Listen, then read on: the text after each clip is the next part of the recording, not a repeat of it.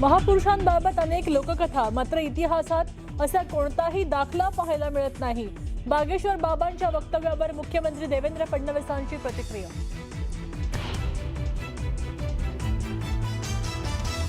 रिक्षा चालकांवरच्या मराठी सक्तीच्या मुद्द्यावरून संजय निरुपमान विरोधात राडा करणाऱ्या मनसेच्या 11 कार्यकर्त्यांना जामीन मंजूर।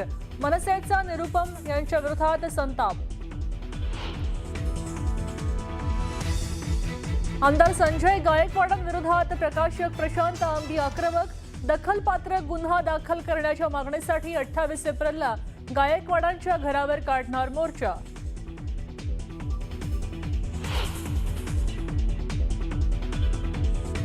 संजय गायकवाडांना समज दिली आणि त्यांनी माफी मागितलेली आहे। उपमुख्यमंत्री एकनाथ शिंदेंनी बेताल वक्तव्य करणाऱ्या आमदार संजय गायकवाडांना दिली समज।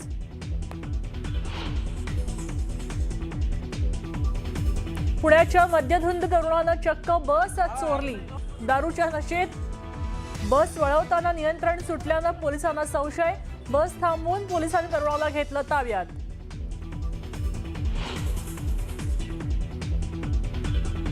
सोलापूरच्या भोंदू मनोहर मामा भोसलेला 3 दिवसांची पोलीस कोठडी। माढा न्यायालयाकडून सुनावली कोठडी। फसवणूक आणि चिरडण्याचा आरोप।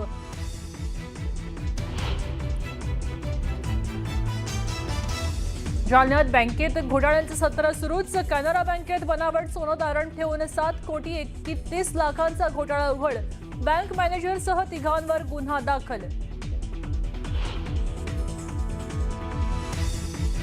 उद्धव ठाकरेंच्या उपस्थितीमध्ये शिवसेना भवनात परभणी लोकसभा मतदारसंघाबाबत बैठक। परभणीचे खासदार संजय जाधव मात्र अनुपस्थित। वैयक्तिक कामामुळे बैठकीला अनुपस्थित राहिल्याचा संजय जाधवांचा खुलासा। 1 मे महाराष्ट्र दिनाच्या दिवशी मिसिंग लिंकचं उद्घाटन। मुख्यमंत्री आणि दोन्ही उपमुख्यमंत्र्यांच्या हस्ते मिसिंग लिंकचा शुभारंभ। मुंबई पुणे प्रवास आता अधिक सुसाट। आणि राज्यात अनेक ठिकाणी उन्हाची तीव्रता वाढली। विदर्भासह मराठवाड्यातल्या तापमानात वाढ। तापमान 42 अंशांच्या पार। नागरिकांना सतर्क राहण्याचं प्रशासनाचं आवाहन।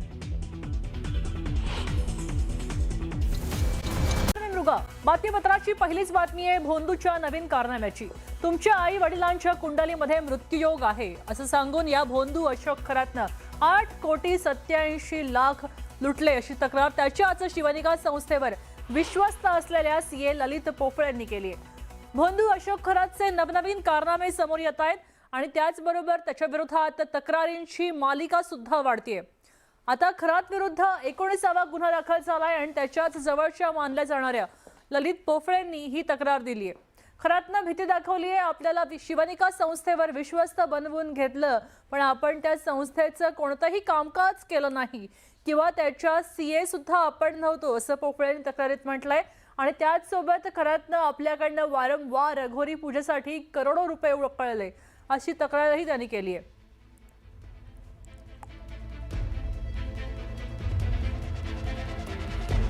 दरम्यान पोफळेंनी तक्रारीमध्ये नेमकं काय म्हटलंय आपण पाहूया।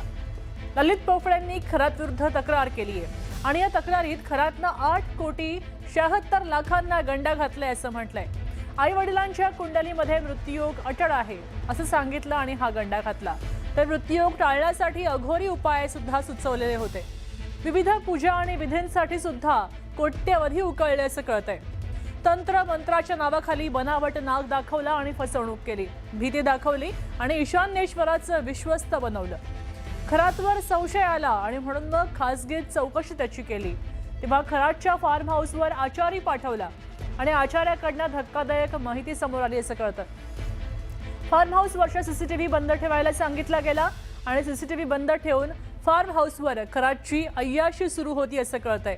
फार्म हाऊसवर मद्यसेवन, महिलांसोबत अश्लील चाळे सुद्धा व्हायचे हे आता स्पष्ट झालंय। तर व्यवसायामध्ये भरभराटीचं आमिष दाखवलं आणि आर्थिक फसवणूक केली आणि म्हणून तुरुंगाची हवा खाणाऱ्या भोंदू मनोहर भोसले याची कोर्टानं 3 दिवसांची पोलीस कोठडी त्याला सुनावली आहे। व्यवसायामध्ये भरभराट आणून देतो असं आमिष दाखवून एका व्यक्तीला 50,000 रुपयांना गंडा घातला आणि त्यानंतर या मनोहर मामाचं बिंग फुटलं। या भोंदूच्या दर्शनासाठी भक्तांना 11,000 रुपये मोजावे लागायचे। दर अमावास्येला या आश्रमात मोठा दरबार भरायचा, जिथे बड्या राजकीय नेत्यांपासून ते VIP लोकांपर्यंत सगळ्यांची गर्दी असायची। भोंदू मनोहर मामा भोसले यांना घोटी इथं तब्बल 27 एकरमध्ये स्वतःचं एक आलिशान साम्राज्य उभं केलं। एखाद्या आलिशान रिसॉर्टलाही लाजवेल असं हे आश्रम प्रत्यक्षात भोंदूगिरीचं केंद्र झालं होतं।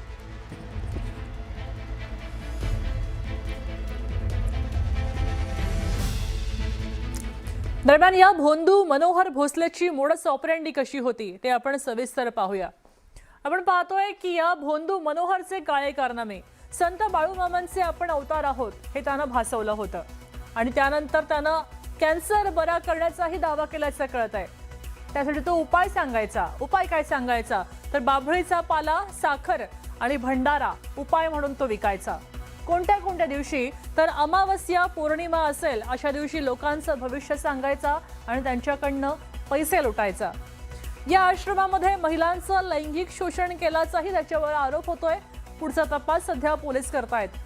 फसवणूक, लैंगिक शोषण प्रकरणापूर्वी यापूर्वी सुद्धा त्याला अटक झाली होती असं कळतंय आणि त्यानंतर सुटून आल्यावर त्यांनी पुन्हा हाच गोरखधंदा सुरू केला आणि अटकेनंतर उंदर गावातला मठ त्याचा बंदही झाला होता।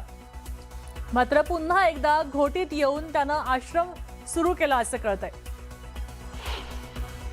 मधलं जे कंटेन्शन होतं तेच कायद्याला धरून नव्हते। त्यामध्ये स्पेसिफिक FIR देताना त्यांनी जे सांगितलं महाराजांचं कुठेही संबंध येत नाही असा प्रकार दिसतो एकंदरीत, आणि त्यांनी पैसे का महाराजांच्या हातात किंवा दुसऱ्या आरोपींच्या हातात दिलेलं नाही आहे। मठाच्या बाहेर कोणीतरी अज्ञात व्यक्तींनी ते पैसे दिले असं त्यांचं मत आहे आणि त्यामध्ये तो अनोळखी माणूस कोण आहे हे आम्हालाही माहीत नाही, त्यांनाही माहीत नाही अजून।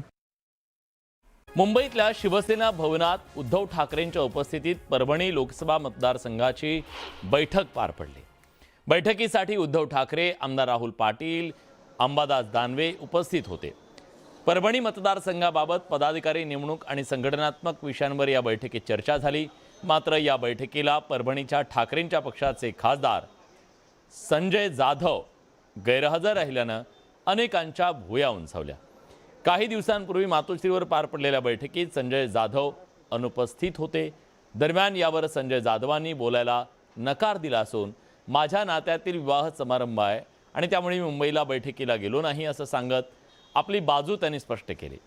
परभणी शहरातील एका हॉटेलचा उद्घाटन समारंभाला ते हजर होते।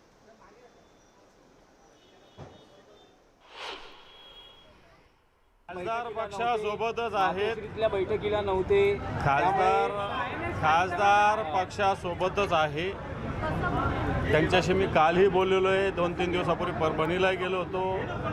त्यामुळे खासदार पक्षासोबतच आहेत, काही अडचणीमुळे ते बैठकीला आले नाही। पण ते काय बैठकीला येत नाहीत त्यामागचं कारण काय? कारण या बैठकीला ते आले नाही। मला त्यांनी परवाच्या दिवशी सांगितलं होतं की मी या बैठकीला येऊ शकत नाही, काय उद्या काही कोणाचा विवाह त्यांच्या घरातल्यांचा, आज हळद कार्यक्रम आहे, तेव्हा ते येऊ शकत नाही। त्यांनी स्पष्टपणे 4 दिवसापूर्वीच सांगितलेलं।